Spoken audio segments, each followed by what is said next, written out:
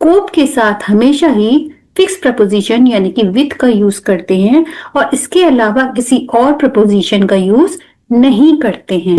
Cope with के 3 different uses हैं, या फिर कोप विद वर्ड जो है, प्रीफिक्स प्रपोजिशन जो है, वो किस तरीके से पूरे एक वर्ड की तरह काम करता है और क्या डिफरेंट यूजेस हैं।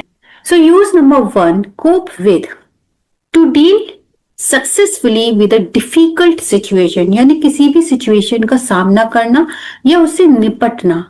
निकी is trying to cope with stress at her work, यानी कि निकी ट्राई कर रही है, अपनी पूरी तरह से कोशिश कर रही है कि वो अपने काम में आने वाली सभी बाधाओं को, सभी टेंशन को, स्ट्रेस को अच्छे से निपट सके। Next one, cope with, be emotionally और मेंटली स्ट्रॉन्ग एनफ, भावात्मक रूप से संभाल पाना।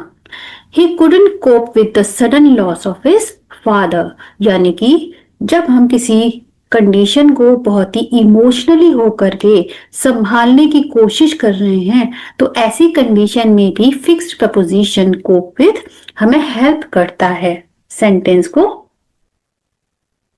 फ्रेम करने में। हालांकि ये हमारे सेंटेंसेस और भी कई तरीके से बन सकते हैं। एक इंप्रेसिव फिक्स प्रपोजिशन होगा।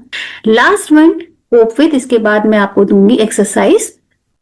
तो कोप विद, मैनेज वर्कलोड और प्रैक्टिकल डिमांड्स, यानी किसी भी काम की जब हमारे ऊपर बहुत जिम्मेदारी आ गई हो, उसे संभालने की हम कोशिश कर रहे हो, उस समय भी हम कोप विद का यूज करते हैं।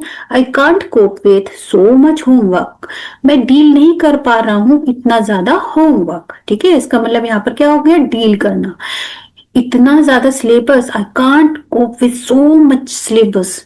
ठीक है, तो इस तरीके से किसी भी काम या जिम्मेदारी को संभालने के लिए भी हम किसका यूज करते हैं, कोप विद का यूज करते हैं।